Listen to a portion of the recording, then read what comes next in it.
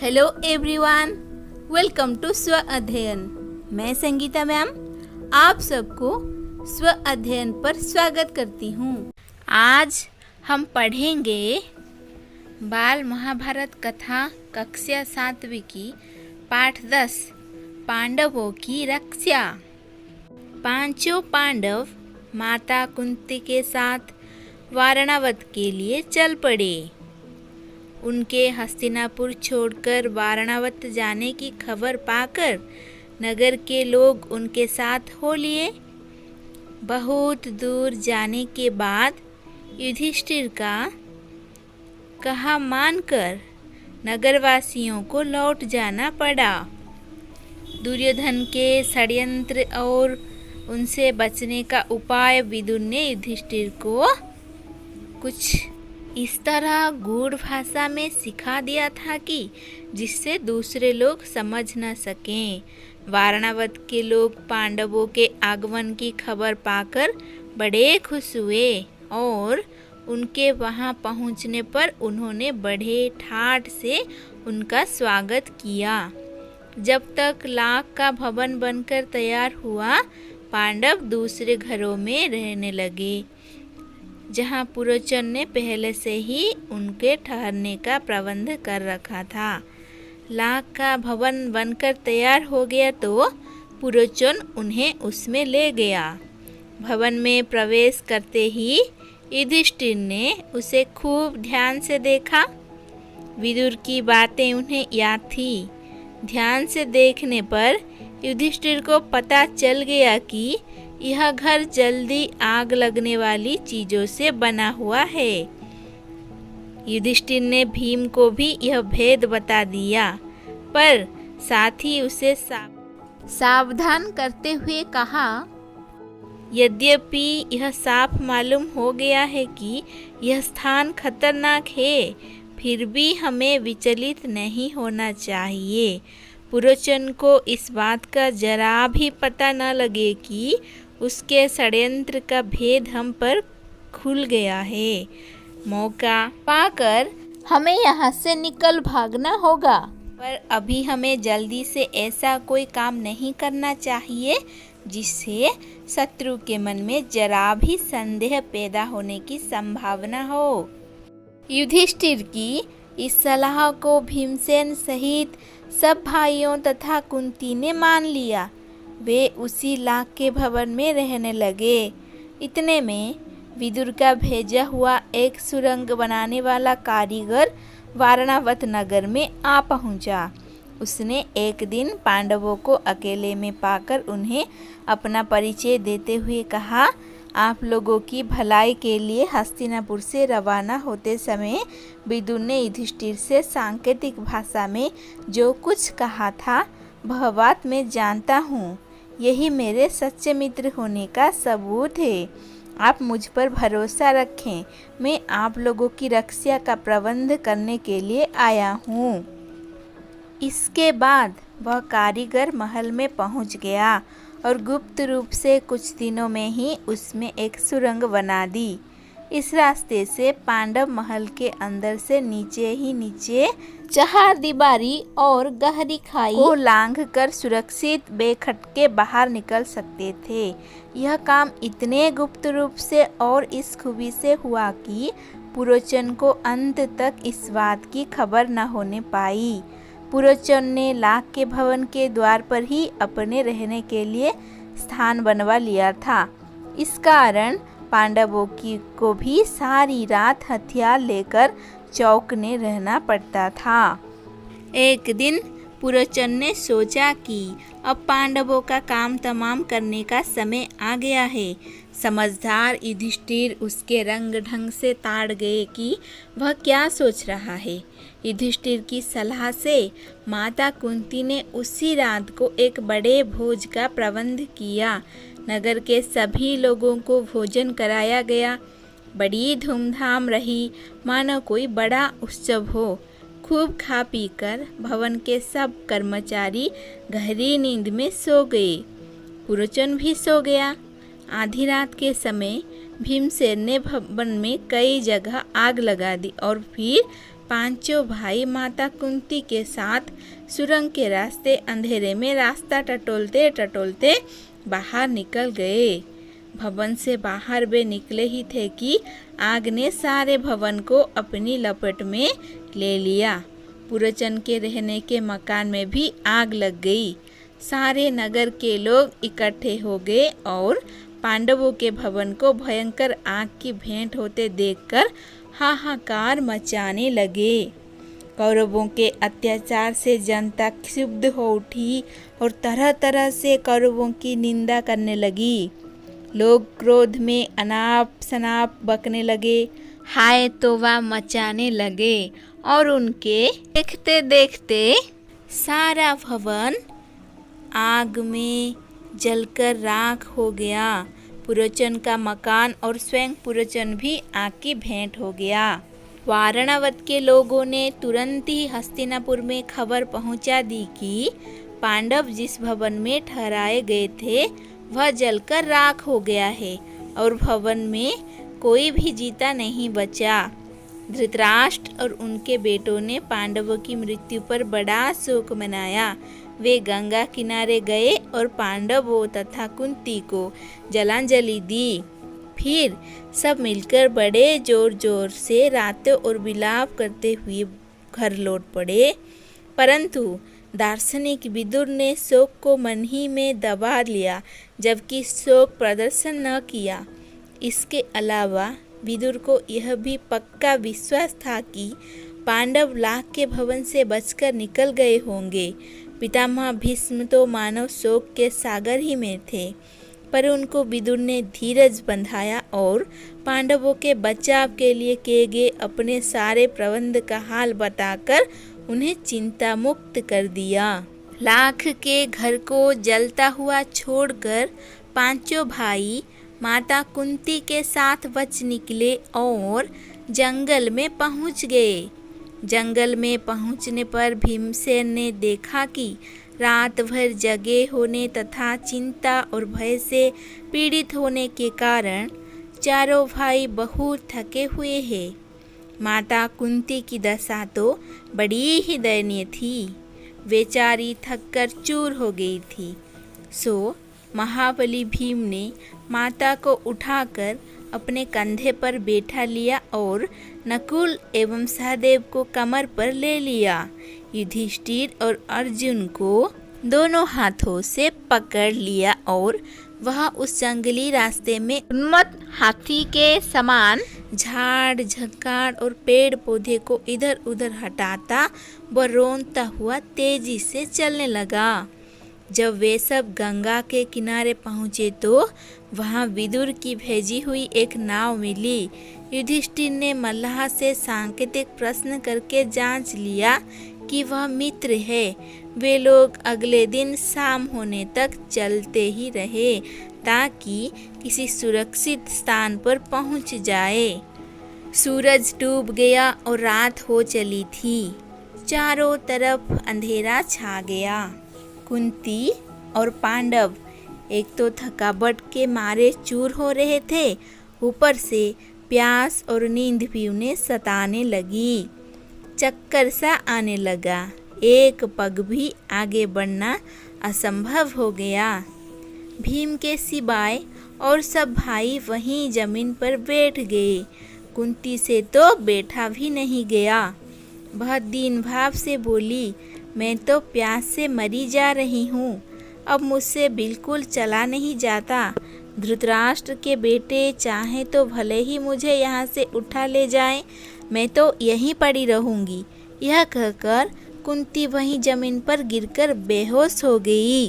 माता और भाइयों का यह हाल देखकर क्षोभ के मारे भीमसेन का हृदय दग्ध हो उठा। वह उस भयानक जंगल में बेधड़क घुस गया और इधर उधर घूम घाम कर उसने एक जलाशय का पता लगा ही लिया। उसने पानी लाकर माता व भाइयों की प्यास बुझाई। पानी पीकर चारों भाई और माता कुंती ऐसे सोए कि उन्हें अपनी सुध बुध तक न रही। अकेला भीमसेन मन ही मन कुछ सोचता हुआ चिंतित भाव से बैठा रहा। पांचों भाई माता कुंती को लिए उनके विघ्न बाधाओं का सामना करते और बड़ी मुसीबतें झेलते हुए उस जंगली रास्ते में आगे बढ़ते ही चले गए। वे कभी माता को उठाकर तेज चलते, कभी थके नींद बैठ जाते, कभी एक दूसरे से होड़ लगाकर रास्ता पार करते। वे ब्राह्मण ब्रह्मचारियों का वेश धरकर एक चक्रा नगरी में जाकर एक ब्राह्मण के घर में रहने लगे। माता कुंती के साथ पांचों पांडव एक चक्रा नगरी में भिक्षा मांगकर अपनी गुजर करके दिन बिताने लगे। भिक्षा के लिए जब पांचों भाई निकल जाते तो कुंती का जी बड़ा बेचैन हो उठता। वह बड़ी चिंता से उनकी बाट जोहती रहती।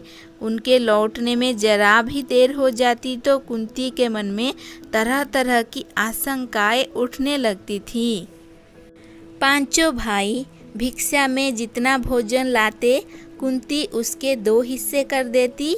एक हिस्सा भीमसेन को दे देती और बाकी आधे में से 5 हिस्से करके चारों बेटे और खुद खा लेती थी। 30 पर भी भीमसेन की भूख नहीं मिटती थी।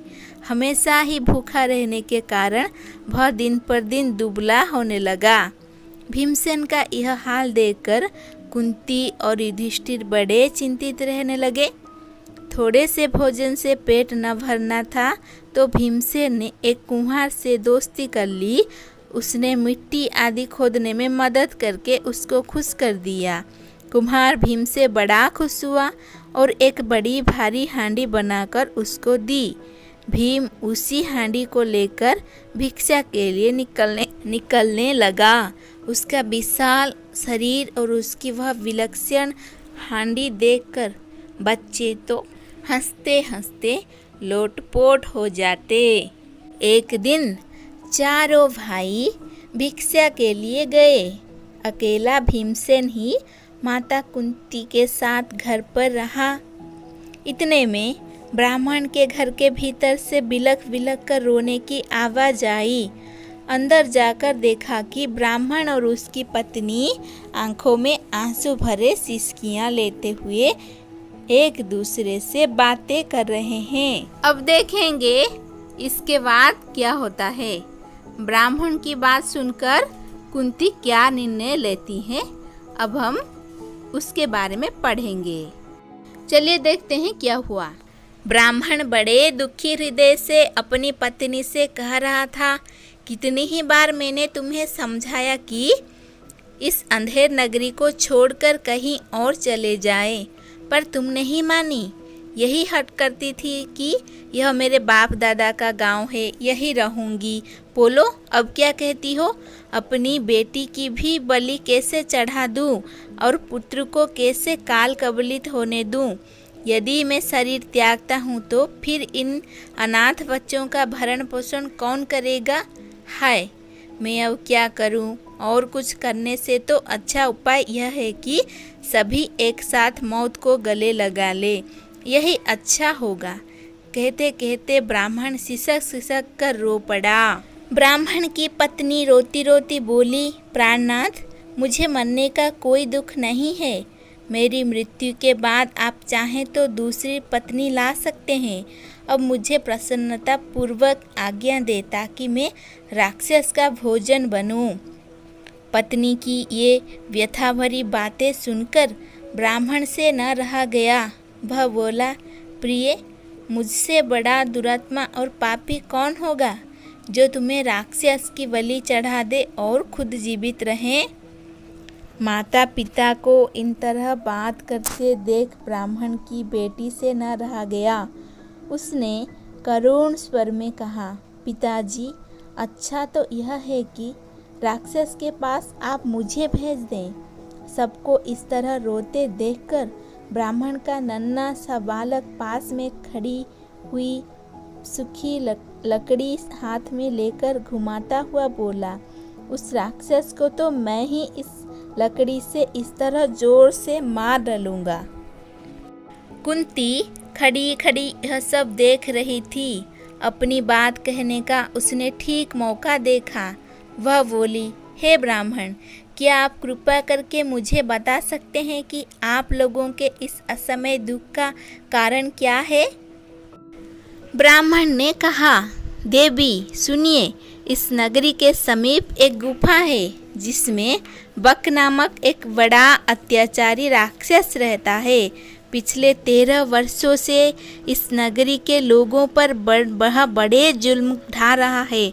इस देश का राजा जो बेत्रकीय नाम के महल में रहता है, इतना निकम्मा है कि प्रजा को राक्षस के अत्याचार से बचा नहीं रहा है।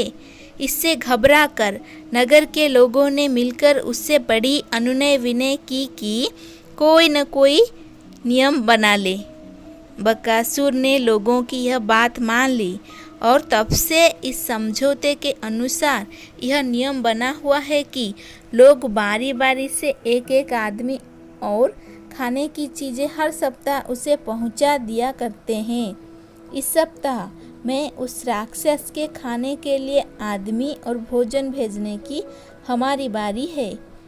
अब तो मैंने यही सोचा है कि सबको साथ लेकर ही राक्षस के पास चला जाऊंगा। आपने पूछा सो आपको बता दिया।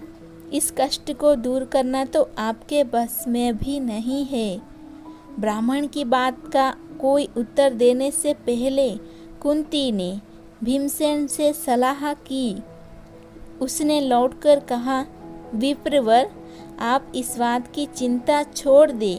मेरे 5 बेटे हैं, उनमें से एक आज राक्षस के पास भोजन लेकर चला जाएगा। सुनकर ब्राह्मण चौंक पड़ा और बोला, आप भी कैसी बात कहती हैं? आप हमारी अतिथि हैं, हमारे घर में आश्रय लिए हुए हैं। आपके बेटे को मौत के मुंह में मैं भेजूं? यह कहाँ का न्याय है? मुझसे यह नहीं हो सकता। कुंती को डर था कि यदि यह बात फैल गई तो दुर्योधन और उसके साथियों को पता लग जाएगा कि पांडव एकचक्रा नगरी में छिपे हुए हैं। इसीलिए उसने ब्राह्मण से इस बात को गुप्त रखने का आग्रह किया था। कुंती ने जब भीमसेन को बताया कि उसे बकासुर के पास भोजन सामग्री लेकर जाना होगा तो युधिष्ठिर खींच उठे और बोले, यह तुम कैसा दुस्साहस करने चली हो माँ? युधिष्ठिर की इन कड़ी बातों का उत्तर देते हुए कुंती बोली, बेटा युधिष्ठिर, इस ब्राह्मण के घर में हमने कई दिन आराम से बिताए हैं। अब इन पर विपदा पड़ी है तो मनुष्य होने के नाते हमें उसका बदला चुकाना ही चाहिए। मैं बेटा भीम की शक्ति और बल से अच्छी तरह परिचित हूँ। तुम इस बात की चिंता मत करो। जो हमें वारणावत से यहाँ तक उठा लाया, जिसने हिडिंब का वध किया, उस भीम के बारे में मुझे न तो कोई डर है न चिंता। भीम को बकासुर के पास भेजना हमारा कर्तव्य है। इसके बाद नियम के अनुसार नगर के लोग खाने पीने की चीज़ें गाड़ी में रखकर ले आए। भीमसेन उछलकर गाड़ी में बैठ गया। शहर के लोग भी बाजे बजाते हुए कुछ दूर तक उसके पीछे पीछे चले। एक निश्चित स्थान पर लोग रुक गए और अकेला भीम गाड़ी दौड़ाता हुआ आगे गया। उधर राक्षस मारे भूखे तड़प रहा था। जब बहुत देर हो गई तो बड़े क्रोध के साथ वह गुफा के बाहर आया। देखता क्या है कि एक मोटा सा मनुष्य बड़े आराम से बैठा हुआ भोजन कर रहा है। यह देखकर बकासुर की आंखें क्रोध से एकदम लाल हो उठी। इतने में भीमसेन की भी निगाह उस पर पड़ी। उसने हंसते हुए उसका नाम लेकर पुकारा। भीमसेन की यह ढिठाई देखकर राक्षस गुस्से में भर गया और तेजी से भीमसेन पर झपटा। भीमसेन ने बकासुर को अपनी ओर आते देखा तो उसने उसकी तरफ पीठ फेर ली और कुछ भी परवाह ना करके खाने में ही लगा रहा। खाली हाथों काम न बनते देखकर राक्षस ने एक बड़ा सा पेड़ जड़ से उखाड़ लिया और उसे भीमसेन पर दे मारा, परंतु भीमसेन ने बाएं हाथ पर उसे रोक लिया।